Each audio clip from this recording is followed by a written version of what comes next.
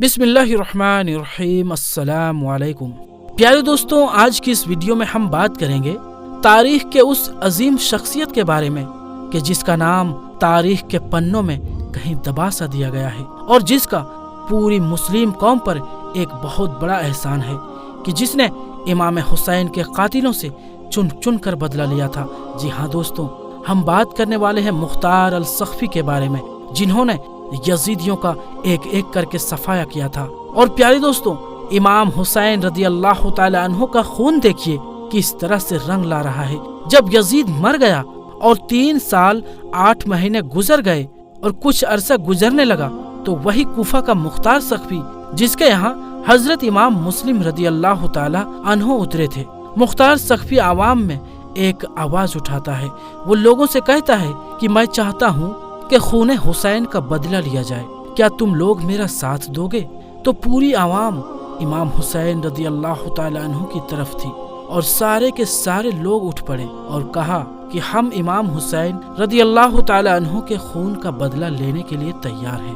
ہم امام حسین رضی اللہ تعالی عنہ کا بدلہ لینے کے لیے اپنی تلوار اٹھا رہے ہیں، اور سارے لوگ مختار سقفی کے جھنڈے تلے آ گئے۔ مختار سقفی نے حضرت امام حسین رضی اللہ تعالی عنہ کے بھائی حضرت محمد بن حنفیہ رضی اللہ تعالی عنہ کے نام ایک فرضی خط لکھا تھا، اور لوگوں سے یہ کہہ دیا تھا کہ مجھ کو امام حسین کے بھائی محمد بن حنفیہ نے خط لکھ دیا ہے کہ قاتلان حسین کا بدلہ لیا جائے۔ حضرت محمد بن حنفیہ رضی اللہ تعالی عنہ کو جب یہ اطلاع ملتی ہے تو حضرت محمد بن حنفیہ کہتے ہیں کہ میں نے وہ خط نہیں لکھا ہے، اگر وہ نواسائے رسول کے قتل کا بدلہ لینا چاہتا ہے تو مجھے کوئی اعتراض نہیں ہے۔ مختار سقفی کو جب اور طاقت مل گئی تو مختار سقفی نے کہا کہ ٹھیک ہے، ہم امام حسین کے قاتلوں سے بدلہ لے کر رہیں گے۔ اس نے تمام لوگوں کو اپنے جھنڈے تلے جمع کر لیا، اور جمع کرنے کے بعد مختار سقفی نے کہا کہ سب سے پہلے امام حسین کے قاتلوں کو گرفتار کیا جائے۔ مختار سقفی کے پاس سب سے پہلے گرفتار کر کے سمر لایا گیا۔ جب سمر گرفتار کر کے لایا گیا تو مختار سقفی کہتا ہے، بتا سمر، تیرا کیا حال کیا جائے؟ اور کہا کہ تو ہی تو ہے کہ جس نے امام حسین کو قتل کرنے کے لیے طرح طرح کی سازشیں رچی تھی۔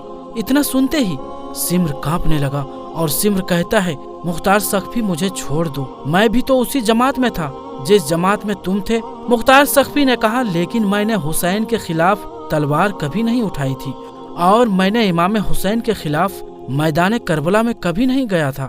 ظالم، تو نے حکومت کے لالچ میں امام حسین کے خلاف میدان کربلا میں تلوار چلا رہا تھا، اور سنا گیا ہے کہ امام حسین کے سر کو تن سے تو نے ہی جدا کیا ہے، اسی لیے تیری گردن ضرور کاٹی جائے گی۔ سمر یہ سن کر خوف سے کانپنے لگا۔ مختار سقفی نے کہا، جلادوں سے سب سے پہلے اس کی دونوں آنکھوں کو پھوڑ دو اور زبان کاٹ دو، اس کے جسم کا ایک ایک حصہ کاٹ کر اسے تڑپا تڑپا کر مارو۔ اس طرح سے سمر کو پہلی بار سزا دی گئی، اور اعلان کر دیا گیا کہ قاتلان حسین میں سے ایک کا انجام لوگ اپنی آنکھوں سے دیکھے۔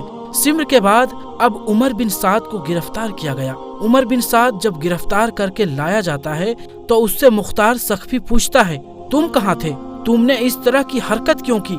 عمر بن سعد کہتا ہے، اب میں نے حکومت میں حصہ لینا چھوڑ دیا ہے، اب میں گوشہ نشین ہو گیا ہوں، اب مجھے کسی چیز کی ضرورت نہیں ہے۔ عمر بن سعد کی یہ بات سنتے ہی مختار سقفی نے للکارا اور کہا، ظالم، تو نے جس دن کربلا کے میدان میں حضرت امام حسین کے اوپر تیر چلایا تھا، تجھے اس دن ہی سوچ لینا چاہیے تھا کہ میں بالکل سیاست میں نہیں آؤں گا۔ تو نے نواسائے رسول کو کربلا کے میدان میں تڑپایا تھا، اور وہ تو ہی تو ہے جس نے ایک ایک کو کربلا کے میدان میں پانی کے لیے ترسایا تھا۔ اب سوچ تیرا کیا انجام ہوگا۔ عمر بن سعد یہ سنتے ہی خوف سے کانپنے لگا، اور اس کے لڑکے کو بلایا گیا، اور بلانے کے بعد مختار سقفی نے کہا کہ اس کے سامنے اس کے بیٹے کو قتل کر دیا جائے۔ عمر بن سعد نے کہا، میں دیکھ کر برداشت کیسے کروں گا؟ تو مختار سقفی نے کہا، جب امام حسین کے بچے علی اصغر کو تیر لگا تھا تو حسین نے کیسے برداشت کیا ہوگا؟ جب حسین کے سامنے ان کا جوان بیٹا علی اکبر شہید کیا گیا تھا تو حسین نے کیسے برداشت کیا ہوگا؟ جب حسین کے سامنے بھتیجے قاسم کو تڑپا تڑپا کر مارا گیا تھا تو حسین نے کیسے برداشت کیا ہوگا؟ مختار سقفی نے کہا، مارو ان ظالموں کو، اور عمر بن سعد پر तीर चलाना शुरू कर दिया गया और उसके बाद उंगलियां काटी गई, आंखें निकाल ली गई, उसकी जबान काटकर उसके जिस्म का एक एक हिस्सा काट दिया गया और उसको आग में जलाकर खाक कर दिया गया। और इस तरह से कातिलाने हुसैन में से दूसरे कातिल को सजा दी गई। अब तीसरा दुश्मन गिरफ्तार करके लाया जाता है। तीसरा दुश्मन के जिसने हजरत इमाम हुसैन रदी अल्लाह तआला अन्हु के जिस्म अक़दस से सर को जुदा किया था। ये वो मरदूद है जो इमाम हुसैन के सर मुबारक को रुमाल में लपेटकर नेज़े पर लटका कर चल रहा था। उसको पकड़ने के बाद मुख्तार सख्फी के सामने पेश किया गया और मुख्तार सख्फी ने हुक्म दिया कि उसे इस तरह की सजा दी जाए कि दुनिया याद रखे। और उसके हाथ पैर के एक एक हिस्से अलग कर दिए गए और उसके हाथ पैर अलग करने के बाद उसकी जबान काटी गई, फिर उसकी गर्दन काटी गई और इस तरह से उसको भी सजा दी गई। अब उसके बाद हुरमला पकड़ा जाता है। हुरमला ये वही है जिसने हजरत अली असगर के हलक में तीर चलाया था। मुख्तार सख्फी ने कहा कि उसके चारों हाथ पैरों को बांध दिया जाए और उसके मुंह को ऊपर उठाओ और उसकी गर्दन में इतने तीर मारो कि तीरों से इसके गर्दन छलनी हो जाए। और इस तरह से हुरमला को तड़पा तड़पा कर सजा दी गई। और उसके बाद इब्ने जियाद को पकड़ कर लाया जाता है। जब इब्ने जियाद को पकड़ने के लिए मुख्तार सख्फी की फौज जाती है तो वो वहाँ से बचकर भाग जाता है, लेकिन वो ज्यादा देर तक नहीं छुप सका और उसे मुख्तार सख्फी के सामने गिरफ्तार करके पेश किया गया। मुख्तार सख्फी ने इब्ने जियाद से कहा, उस दिन को याद करो जब तुमने अपने जवानों को और लोगों को इमाम हुसैन के सामने भेजा था। तो इब्ने जियाद कहता है, तो मेरे साथ क्या करोगे? मुख्तार सख्फी ने कहा, मैं तुम्हें कत्ल करूंगा और इतनी बेदर्दी से कत्ल करूंगा कि दुनिया याद रखेगी।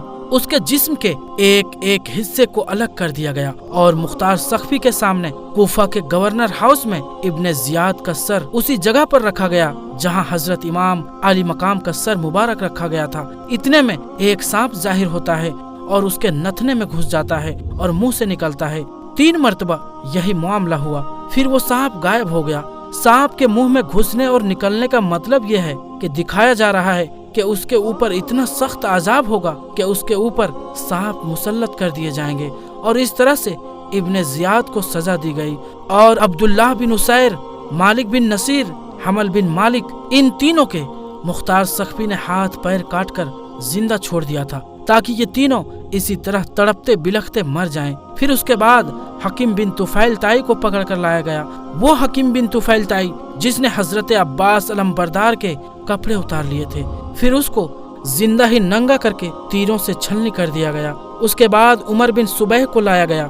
ये वो कमीना है जिसने सुहदाए करबला में से कई को जख्मी किया था और उसको भी नेज़ों से छेद छेद कर कर मार दिया गया। तारीख में आता है कि 6000 यजीदी मुख्तार सख्फी के हाथों मारे गए।